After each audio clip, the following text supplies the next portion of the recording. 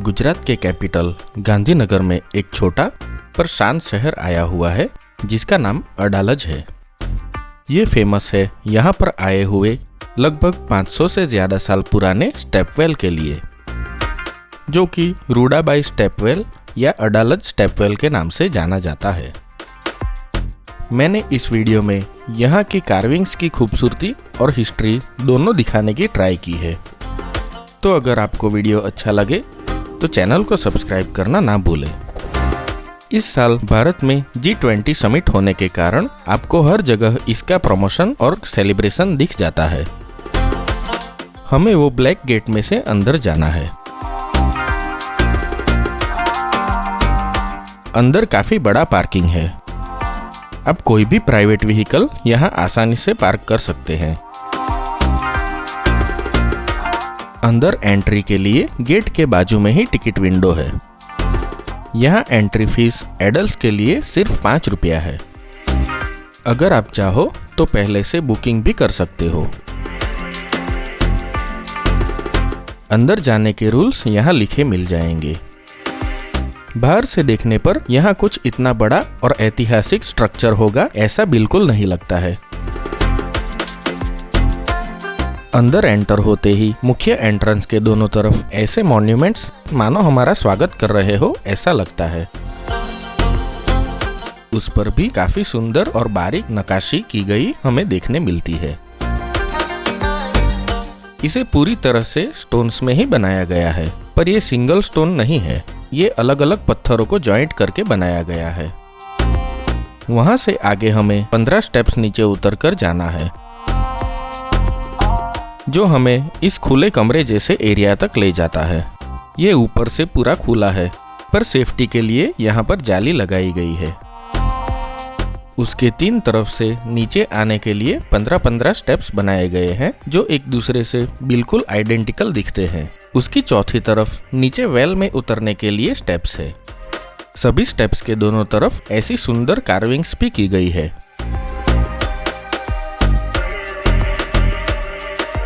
रूडाबाई stepwell 5 मंजिला stepwell है। हर एक मंजिल को काफी स्पेशियस रखा गया है। एंट्री के समय आता हुआ ये एरिया ऑक्टागोनल शेप में बनाया गया है और उस पर भी काफी खूबसूरत बारीक कार्विंग्स की गई है, जिसका परफेक्शन देखकर आज भी हम हैरान रह जाते हैं कि बिना मशीन्स के उन लोगों ने कैसे बनाया होगा इसे। इसके चारों कोनों में झरोखे जैसी विंडोज बनाई गई है, जिसको अभी तो बंद कर दिया गया है, पर पहले उसमें कोई भी जा सकता था। जब ये ओपन था तो कुछ ज्यादा ही समझदार लोगों की वजह से यहाँ डैमेज होने लगा था, इसलिए अभी इसे बंद कर दिया गया है।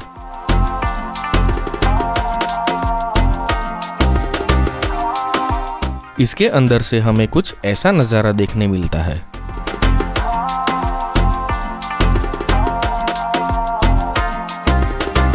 क्या पता उस समय शायद यहाँ बैठ के सब पे निगरानी रखी जाती होगी, या फिर ऐसे ही बैठ के रिलैक्स होने के लिए इसे बनाया गया होगा।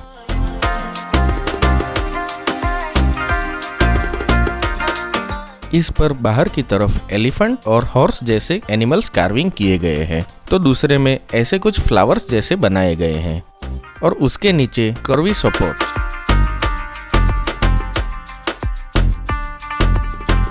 विंडो की ऊपर की तरफ कुछ मीनार जैसी डिजाइन कार्विंग की गई है। हर एक फ्लोर पर हमें वॉल पर ऐसी अलग अलग कार्विंग्स देखने मिलती है, जिसमें से कुछ ऐसी डिजाइन्स या सिंबल्स है, तो कुछ में हिंदू भगवान की मूर्तियां।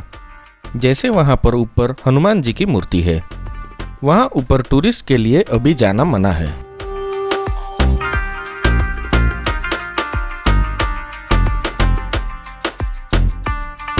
बेसिकली इस स्टेपवेल की बनावट और कार्विंग्स में जगह जगह हिंदू और मुस्लिम धर्म की झलक देखने मिलती है। इसका रीजन छिपा है रानी रूडाबाई की स्टोरी या इतिहास में। आपको शॉर्ट में ये स्टोरी बताने की ट्राई करता हूँ। 15वीं सदी में वाघेला राजवंश के राणा वीर सिंह, जो कि एक हिंदू राजा थे, उन्होंने इस क्षेत्र पर शासन किया था, जो उस समय दंडई देश के नाम से जाना जाता था। राणा वीर सिंह एक अच्छे राजा थे जो प्रजा की तकलीफों के बारे में सोचते थे।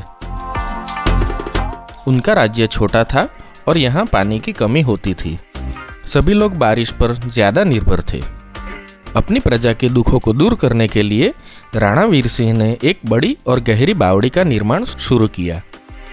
इससे पहले कि इसका निर्माण पूरा हो पाता, पड़ोसी राज्य के मुस्लिम शासक मोहम्मद बेगड़ा ने यहाँ पर हमला कर दिया। इस युद्ध में राणा वीर सिंह मारा गया और मोहम्मद बेगड़ा ने उसके क्षेत्र पर कब्जा कर लिया।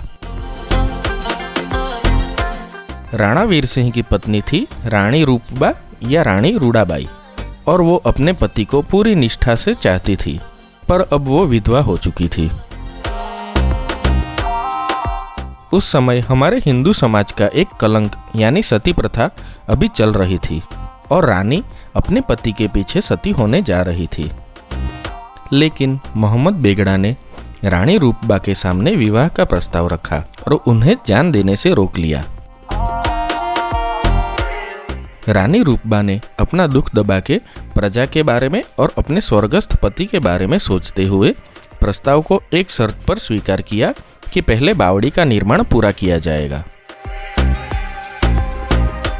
मुस्लिम राजा बेगड़ा, जो कि रानी की सुंदरता से सम्मोहित हो गया था, भला वो कहाँ मना करने वाला था। उसने प्रस्ताव पर सहमत होकर रिकॉर्ड टाइम में बावड़ी का बाकी का काम खत्म करवा दिया और फिर रानी को उससे शादी करने का वादा याद दिलाया। जबकि रानी रूडाबाई एक सच्ची पतिव्रता स्त्री थी। उन्होंने अपना उद्देश्य हासिल कर लिया था, जो कि था अपने पति की याद में बावड़ी का काम खत्म करना। इसलिए उन्होंने अपने जीवन का अंत कर देने का फैसला किया।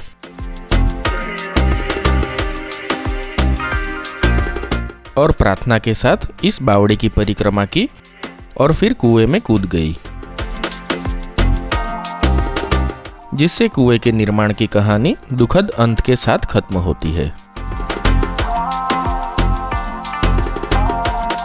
कहते हैं इस स्टेपवेल को बनाने वाले 6 मुख्य राजमिस्त्रियों को मोहम्मद बेगड़ा ने पूछा था कि क्या वो ऐसा सेम दूसरा कुआं बना सकते हैं, तो वो सहमत हो गए थे। तो बेगड़ा ने उन्हें मौत की सजा सुना दी थी और उन्हें यहाँ पर दफना दिया था। यहाँ टोटल 6 कब्र थी, पर 6 में से एक कब्र खंडित हो चुकी है। मोहम्मद बेगड़ा बावड़ी की स्थापत्य की उत्कृष्टता से इतना प्रभावित हुए थे कि वो नहीं चाहते थे कि उसकी रेप्लिका या प्रतिकृति कहीं और भी बनाई जाए। आज के समय में भी रानी रूडाबाई की याद में इस बावड़ी को रूडाबाई की वाव के नाम से जाना जाता है और इसके जैसा आर्किटेक्चर शायद ही कहीं और देखने मिलता है।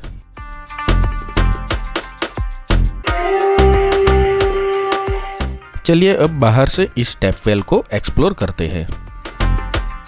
इसका काम 1498 में कंप्लीट हुआ था, तो अभी 2023 में इसके 525 साल हो चुके हैं और ये स्ट्रक्चर अभी तक अपने खंभों पर खड़ा है। लेकिन इसका मतलब ये नहीं है कि यह हर जगह से मजबूत और सेफ होगी। जैसे कि ये जगह, ऐसी कुछ जगहों को जाली लगाकर बंद कर दिया गया है जहां पर एक्सीडेंट होने की पॉसिबिलिटी ज्यादा है। सभी कुएं के एंट्रेंस और ऊपरी छोरों को भी जाली लगाकर सेफ कर दिया गया है, जिससे कोई इसमें गिर ना जाए और साथ में अंदर कचरा भी ना गिरे।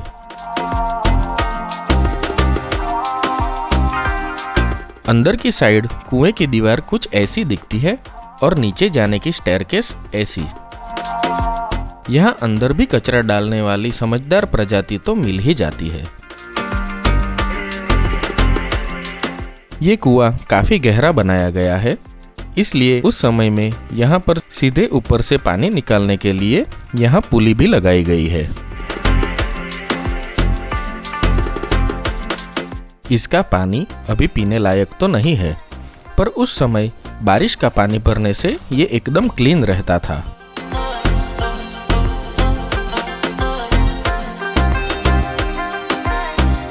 इस टैप वेल के आसपास कुछ एरिया में कोई भी कंस्ट्रक्शन करने की मनाही है, जिससे इसे डैमेज ना हो और हमारी हिस्ट्री का ये बेनमून आर्किटेक्चर हमेशा सलामत रहे।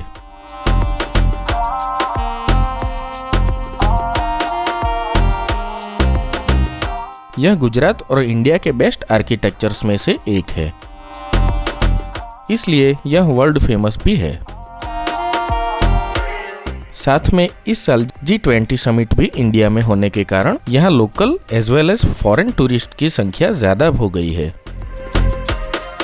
जो कि यहाँ के टूरिज्म के लिए काफी अच्छी बात है।